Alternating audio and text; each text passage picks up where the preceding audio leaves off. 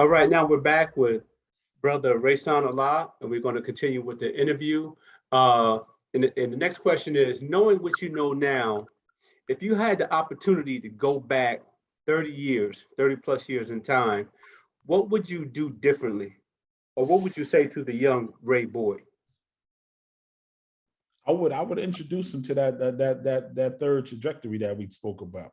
Wow. Because I think that's important in that, and like, yo, we use cliche things like knowledge is key and knowledge is power, but like we never follow through with explaining exactly to the individual that we sharing these words with, like, yo, what actually is knowledge the key to?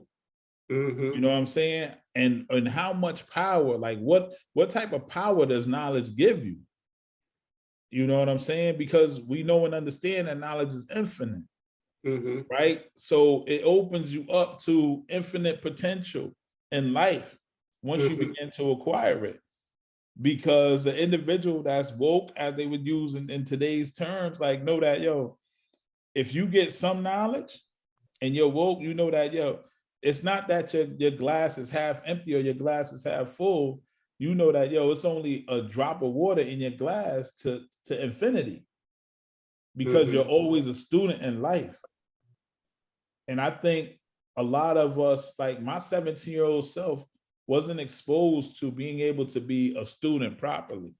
And I say that because when I was coming up in school, I was always inquisitive, and I would always want to ask my teachers questions about things that I saw in books. And I found out that I was the only one doing this. And I think it hindered me in my ability to learn, because I felt that I was the only one doing this and no one else was asking the teacher questions, that they all knew the answers and I was the dumb one. But there was no one to explain to me that it's okay to ask your teacher questions. It doesn't make you smart. It doesn't make you dumb. And it took me to, it's crazy because, like, I can always correlate where I'm at now with the lessons that I studied. You know, why is that question asked by one seeking knowledge, right? And I'm always always used to want to ask my teachers, why is this way? Because I wanted a clear understanding, you know what I'm saying, of what the knowledge that I was obtaining, so that I can share that knowledge with someone else. But because I began to take on the notion that I was a little off in class, I shut down. I began to shut down. I began to play hooky. I began to give myself to the streets more so than in schools. You know? And I think that if I could go back and tell my 17-year-old self something, it would have to be a couple more years earlier than that too, because my first hand-to-hand transaction was like 12, 13. So I'd have to go back a couple more years and be like, listen, like, there's nothing wrong with you. You know what I'm saying? Continue on the path that you're on, because you're on the right path. Wow. When you say there's nothing wrong with you, that right there, I want to pin that for just a moment and go back into when you mentioned that introducing your 17-year-old self to that third trajectory. And so we talk about asking questions. I remember a time where I was coming home to New Haven from college, and I was visiting a friend. And we, at the time, I met him when I was living on Hollock Street, which is down the school from Roberto Clemente Middle School. Not a few blocks over from where you used to live. One block from your old house on Arch Street, and a couple blocks down from the ninja spot. So I'm at his house, and they're living on Winthrop Avenue. And we're upstairs. He's playing the PlayStation or whatever. And his little brother came in. We're like 19, 20. His little brother came in, and his little brother about 16, 17. And the little brother had posed the question. We were up there having a session, having fun. And so the little brother asked the big brother, he asked both of us, he posed the question. He said, hey, what y'all think is better, Whaley or Cheshire? Whaley being the county jail, for those of us who don't know, it's the county jail, short-term stay. Pre-citizen, and Cheshire being the adult facility for long-term stay. Yeah. And we both looked at each other in mid-session, mid Call of Duty, whatever he was playing on the video game. We looked at each other, looked at him, and I had to interject. I said, you know what? You're not asking the right question. Yeah. You know, so Yeah. with that being said, it reminds me of I read in one of the Positive Power of Thinking or something, Earl Nightingale's homework, where it talks about the quality of life depends on the quality of questions that you ask. So there was nothing wrong with the question that you was asking earlier. And then when you went back to telling that 12-year-old Ray Boyd, hey, there's nothing wrong with you. Keep doing what you're doing. Juxtapose, put that up against this right here. BC, before crack, and the introduction of AC, the introduction of crack, and the shine and the bling and the glamour and the glitz and the Bobos and the Fendi interiors and the fresh gear and the trips to New York and the girls and the clubs. How do you balance that, and pockets full of money, pant legs full of money? How do you balance that with hey, you're doing the right thing. You ain't got to sell, you ain't got to make that hand-to-hand transaction. How do you balance that with that kid seeing that on the block? Well, that's a hard balance because I'm one of 9. Uh-huh. You see how big I am. You know, I've been big all my life. Uh-huh. So, you know, the corner store has been pretty much my best friend and my companion that time. Right. So, like, if you can, my mother had food in the house, but it wasn't no do as you please in her house. She made sure her kids ate lunch, breakfast, lunch, and dinner. Wasn't no in-betweens. So you can't run outside and overexert yourself till you got hungry because you ain't eating until dinner. Right. So we had to, in coming up, I just thought that my mother always made sure that her children had everything that they were supposed to have, that they needed. Right. But I was dealing with my wants. There you go. I just thought that my mother wouldn't give me everything that I want because she had these kids.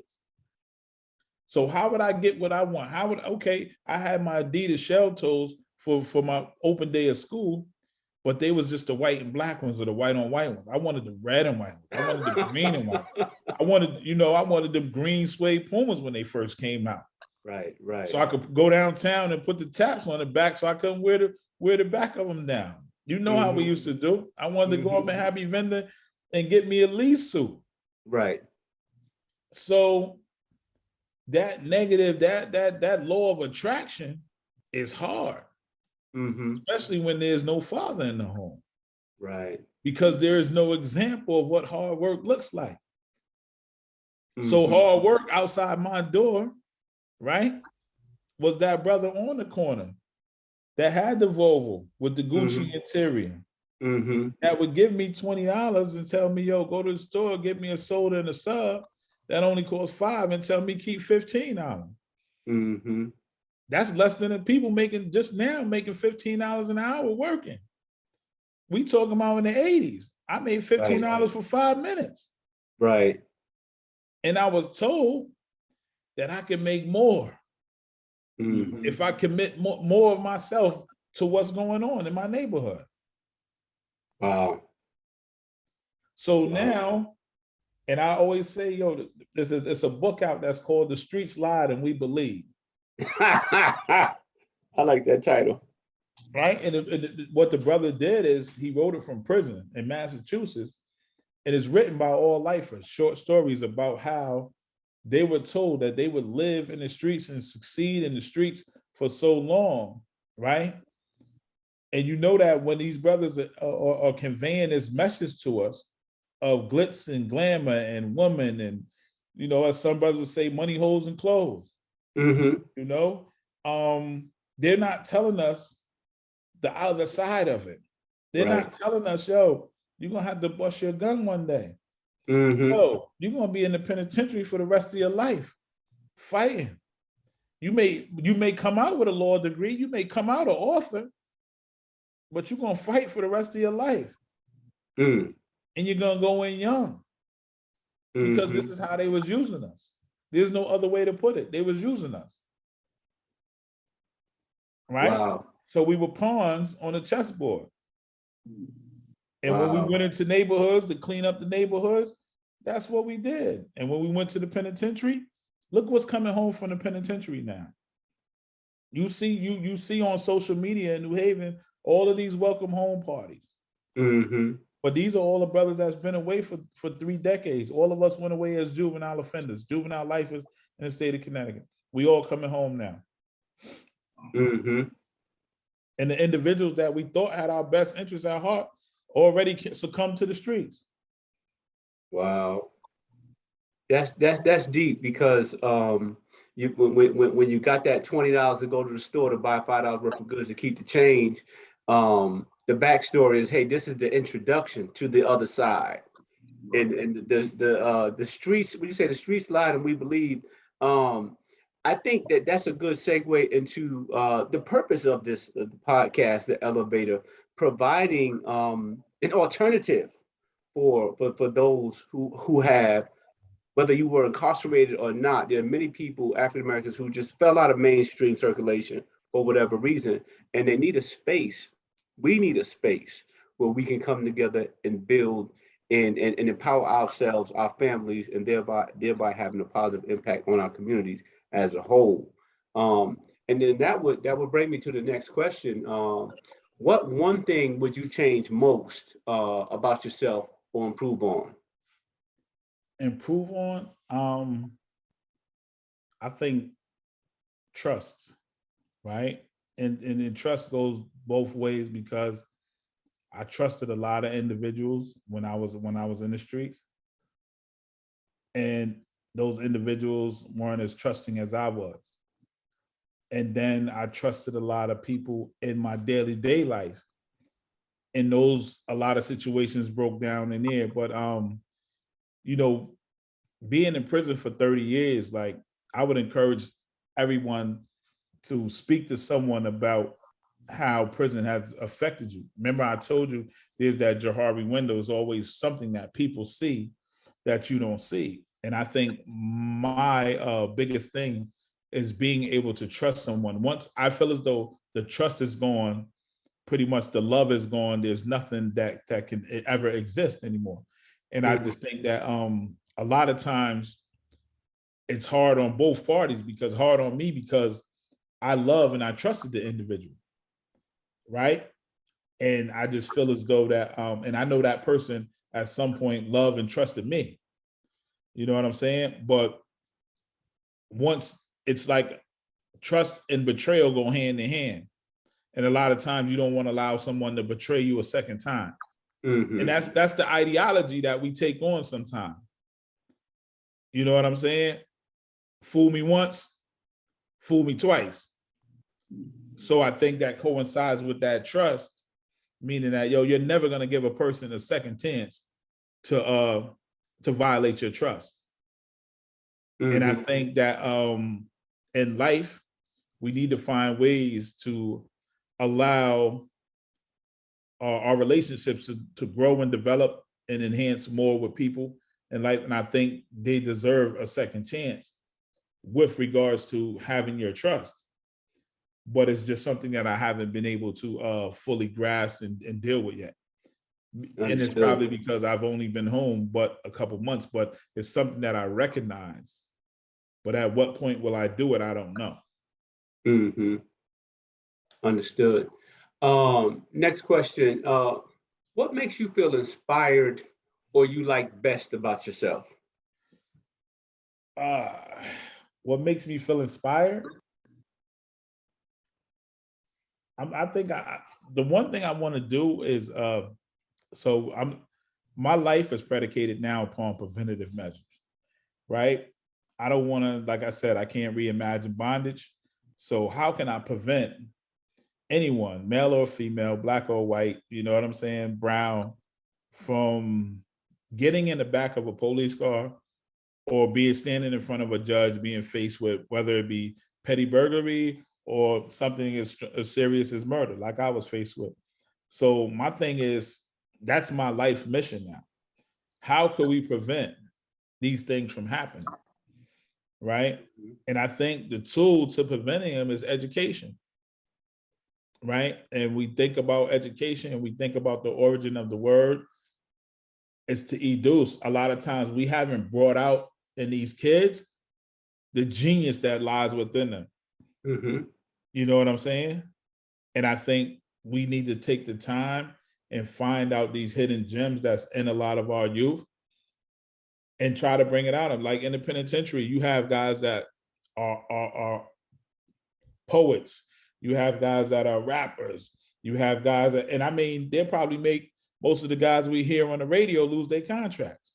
Mm-hmm. But it isn't until they find themselves in tune that genius is manifested.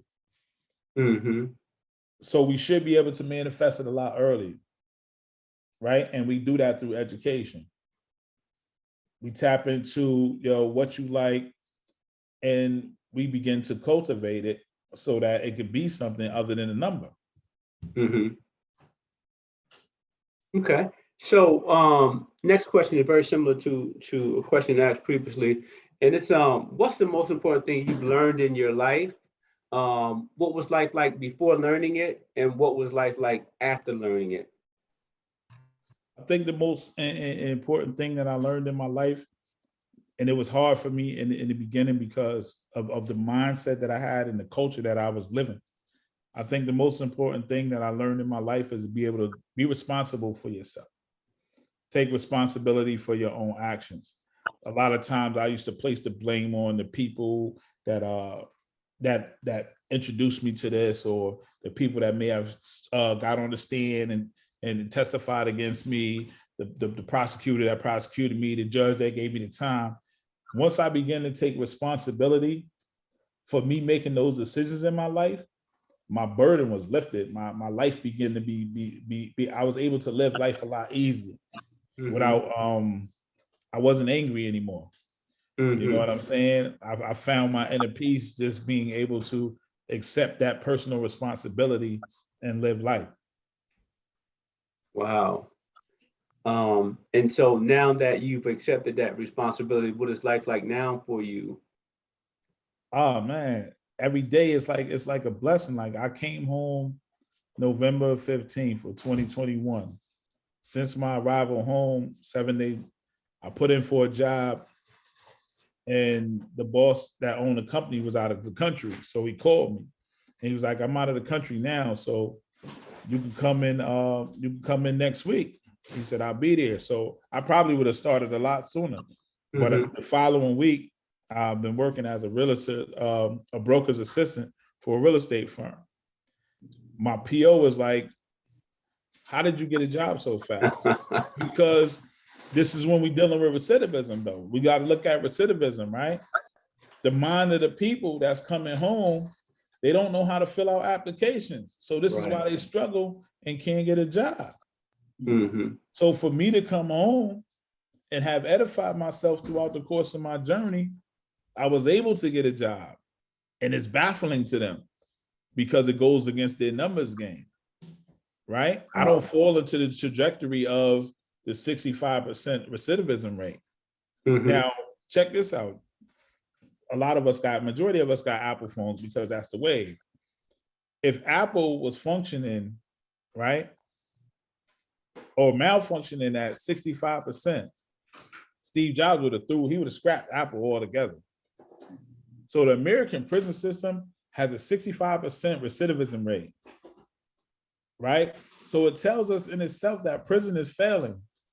There's nothing about correction that's correcting anything.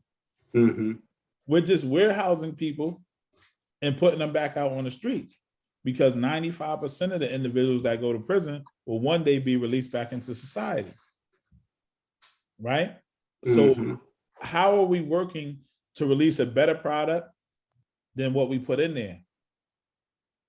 If that number isn't changing and hasn't changed in over a decade or two,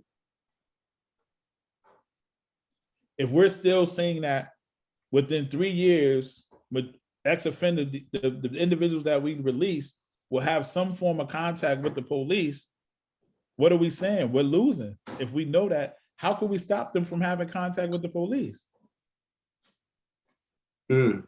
So the American prison system in itself will look like it's failing, but it isn't.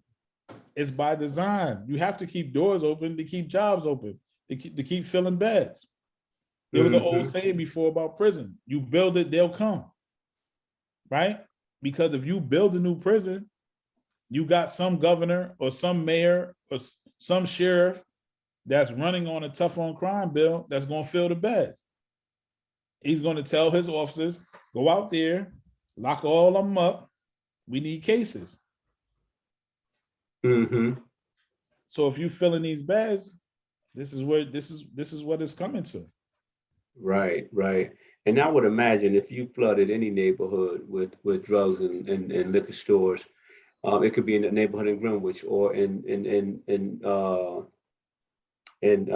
what's that community, Bel Air, or Buckhead in Atlanta. If you flooded it with drugs, then you're going to get crime. So, like you said, by design, there's some things that are there. But you've mentioned a lot of things that really kind of raise my brow in a positive way. Like we're talking about the education to educe, to bring out, and the Johari's window, that being something to everyone's trying to find something to be critical about that if my understanding is right. Yeah. Well, the And Johari window is when if I see something that you're missing, right, okay, that you don't see about yourself that blind may be spot. hindering you, Mm-hmm. I should be able to tell you about it, and Mm-hmm. you should be able to correct it, Got it. Got it. because that's when we deal with. A lot of times, some people will say it's constructive criticism, Mm-hmm. but it's how you go about conveying what it is that you see. Right. Right. And then you also talked about how with that 65% overall recidivism rate, which is that is that's incredulous when I think about it.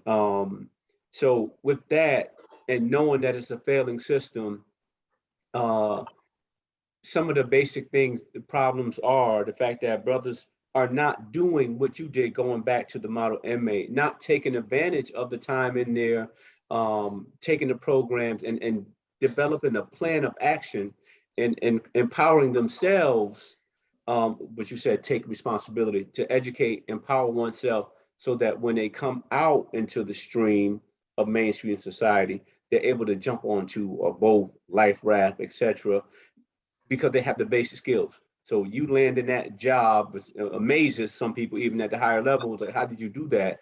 And it was because you prepared yourself. But everyone doesn't have that will and desire. So again, that brings me back to why there's a need for a space to for brothers that they could tap into, i.e., listen to the words that you Not, share.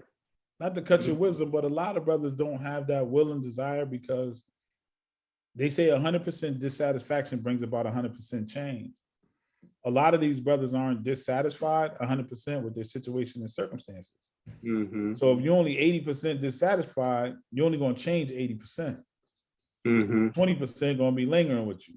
And a lot of times we'll see a brother that he may have smoked crack, he may have did cocaine. He said, all right, I'm 80% dissatisfied. I ain't going to mess with crack no more. All I do is smoke weed and drink liquor now. You know what I'm Yeah, saying? yeah, yeah. So you got to be 100% dissatisfied with your situation and circumstances to manifest a change in yourself. Yeah, it reminds me of an analogy of an old man sitting on a porch with his dog, a hound dog, and a visitor comes to the porch, and the dog is howling, uh, howling every few moments. And the visitor asks the old man, "Why is the dog howling?" And the old man said, "Oh, he's sitting on a nail, an exposed nail." He said, "Why don't he get up?" He said, "Well, he don't hurt as much. It don't hurt him as much." So that 80% dissatisfaction, that's an interesting way to look at it because people are hurting, but not hurting enough to want that change, to want to take the steps and make that change. That's heavy. So when you think about success, who comes to mind? When I think about success, who comes to mind? I honestly been watching. I've been watching success, right? Because success to me isn't really where you have to look at someone that's a billionaire or something like that. Like I look at my little brother as being successful. You know what I'm saying? And I could put him up against Jay-Z because there's different levels to success. You know, my brother is successful in the sense that, you know, he's not impressed by monetary value, although if he had it, he would live a little better, but he doesn't go out his way to, you know what I'm saying, suffer for the things that a lot of people do. And what I mean by that is, like, we see a lot of people masquerading nowadays. What I call it is that you'll see the brothers with the Gucci belts, and like when we're back in the day, we used to say, "Yo, you park that Benz outside your mother house, and you in the projects." Mm-hmm. So that's masquerading, because you should have a house before you have a Benz. Mm-hmm. You know, and a lot of times we see that with we see it with females. We see them with the Gucci bags and, you know, the red bottom shoes, but we also see them on Section 8 or struggling with a CNA job that can't afford that. Mm-hmm. Because if we're doing the numbers, you're probably making livable wages, which is $35,000 a year, and your outfit costs $15,000, and your bank account says you're depleted. Wow. So we have to find a way to find some balance in that. But I think, like with Hove, like what he's doing is showing individuals, like, he changed his wave over the years. And if you see, like, when he was trying to come up, he would wear all the flashy jewelry and all that, the multiple Rockefeller chains and things of that nature. But now when you look at him, you know, you might just see Hove with a t-shirt on and some jeans and a pair of sneakers, but he's giving Black America something that has always existed, because I always looked at dudes like Bill Gates. You know, he coming back in. Hey, let me apologize, guys. We had a connection issue. You were saying, like, Hope has transitioned, he's changed over the years. Yeah. And well, you know, when he used to wear all the jewelry, you don't really see that no more. Right. You'll just see Hove with a t-shirt on, some jeans, and just doing his thing. But he's already acquired wealth. You know what I'm saying? I think it's a difference between having money and having wealth. Right. Right. So Jay-Z, and what he has is generational wealth, because if you see the things that he's doing, or you're watching the things or listening or reading the things that he's doing, he's buying paintings for his daughter that's $6-7 million. So imagine what those paintings are going to be when she's 20-30 years old. They're going to have compounded in interest. Exactly. You know what I'm saying? So they're going to be worth something. And when you buy them at 7 million, they appreciate to 20. You only paying taxes on 7. So that's a smart move. And you got a good point. Generational wealth. Jay-Z is at the point where he's thinking about feeding his grandkids and the grandkids' kids, and setting up systems in place for them to do well decades from now, as well as individuals in his circle and community. So I respect his level of growth. And also because you have to look, it's the things that he's taking in now. He's not listening to the music that's going on in Marcy Projects anymore.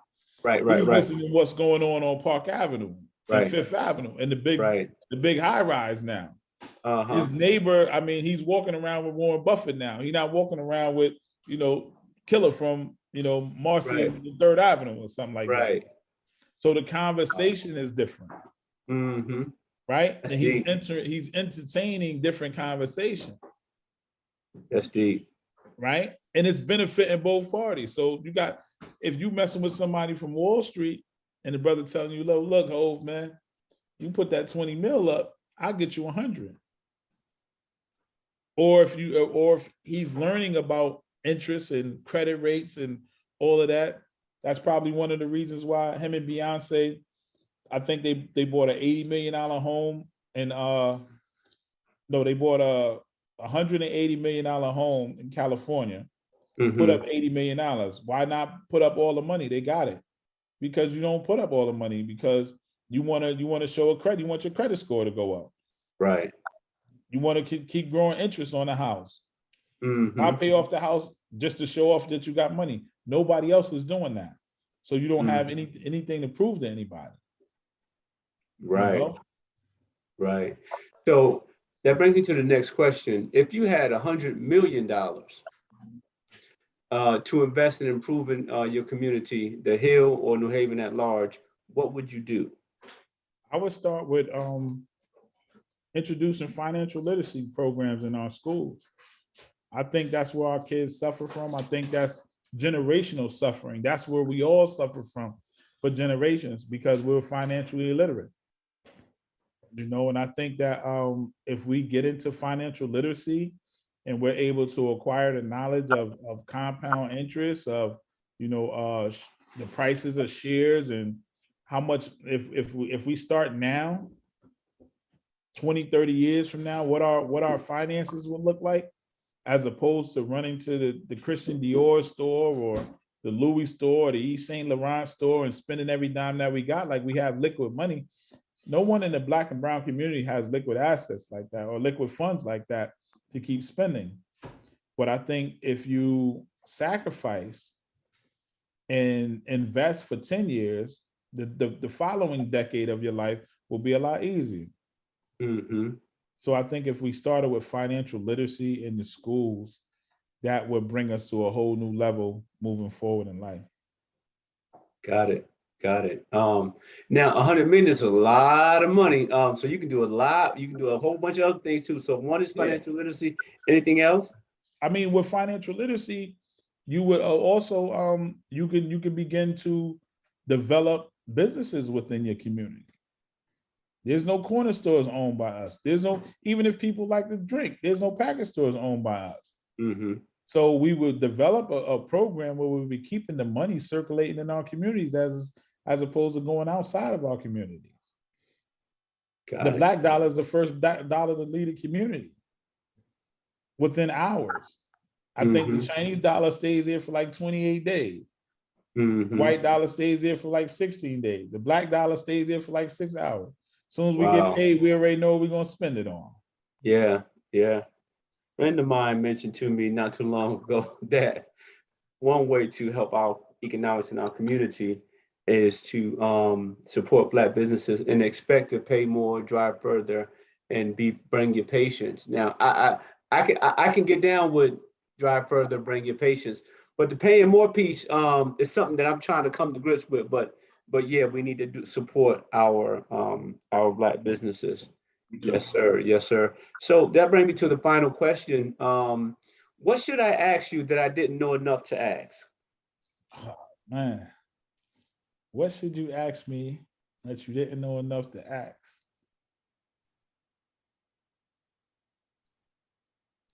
Have I missed you, brother? Well, have you missed it, brother? I surely missed you, man. Yeah, like I told you, man. Growing up, when you went away, man, and when you used to go, we used to stand on the block and watch you literally walk past us with your backpack on, and some of us laughed at times. Like, he going to school, look at him like, he was a schoolboy to us, and then like became a square. But it was those were things that I never forgot.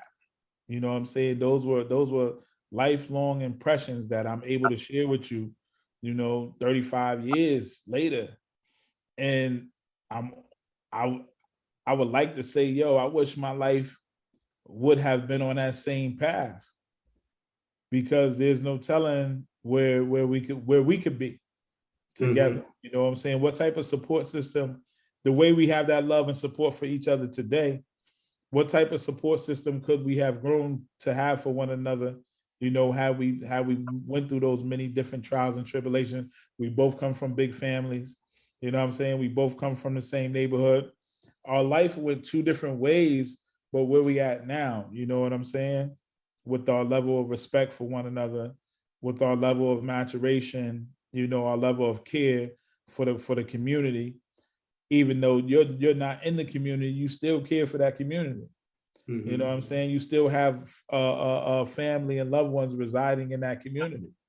And that's a big thing. I'm not in the community, but I still have my family there. You know what I'm saying? And just to go back right quick, we was talking about change. I even asked my mother one day, because my mother still resides in the projects where she resided when I left. And I was asking, like, why leave? Like, you don't want to leave? She like, I grew up here. I've been here. This is a community. And I said, I get it. And she was like, what?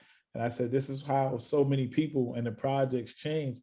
You know how they always redo the projects, and every like HUD comes along and remodels the outside of the projects, but the inside still remain the same. So a lot of people never see the need for change, Mm-hmm. because when they come through, they see this new building.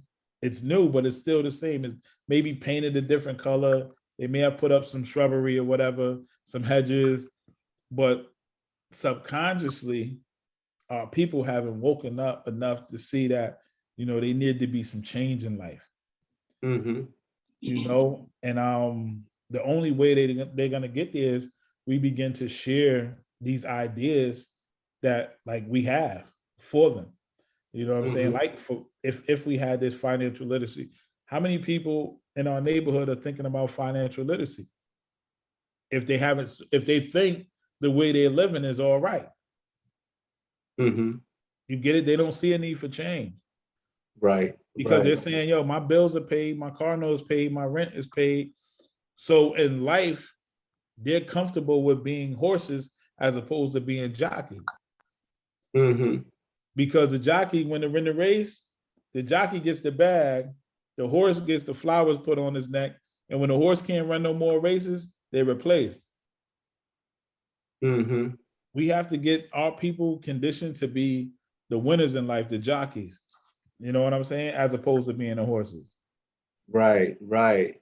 And so, yeah, jockeys. Yeah. So I guess I was jockeying when I used to go walk through the block and see the heads hustling and whatnot. Yeah. Yeah. Yeah. But we used to watch you. I was like, he going to school, he going to that library, man.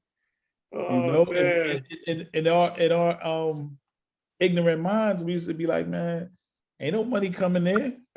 All the money out here. Yeah. You know what Yeah. I'm Yeah. saying? Yeah. But Man, I remember one time I was working Kensington Street. They were remodeling, like you just said, remodeling the Section 8 housing.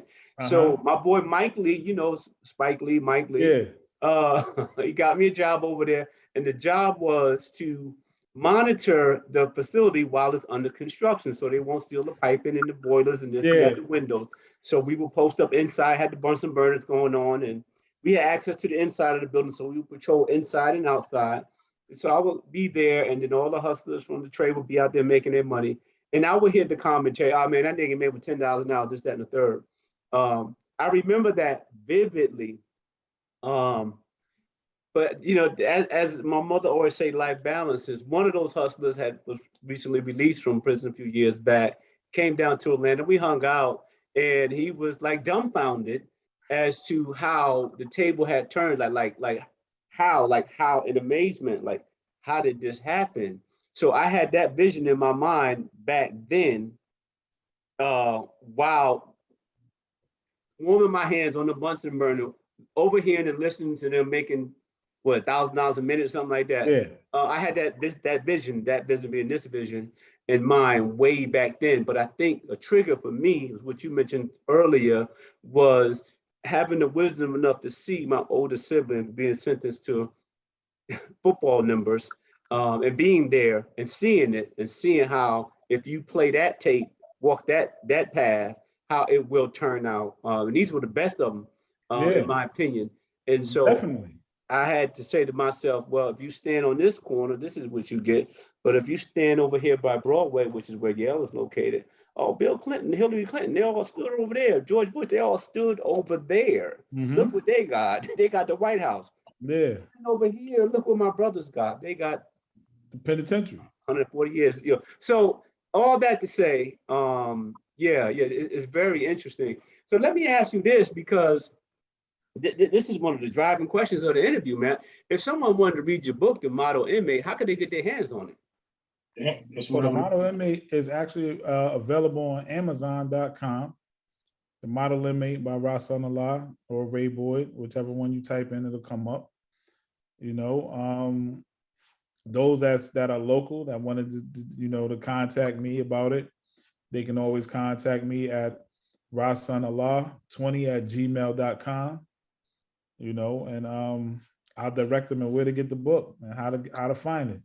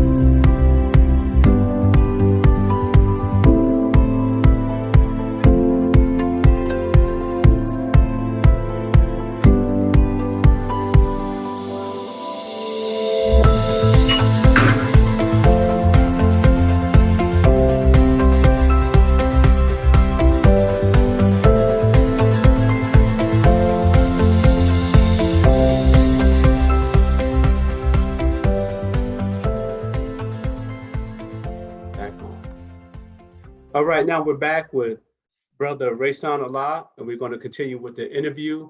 Uh, and the next question is, knowing what you know now, if you had the opportunity to go back 30 years, 30 plus years in time, what would you do differently?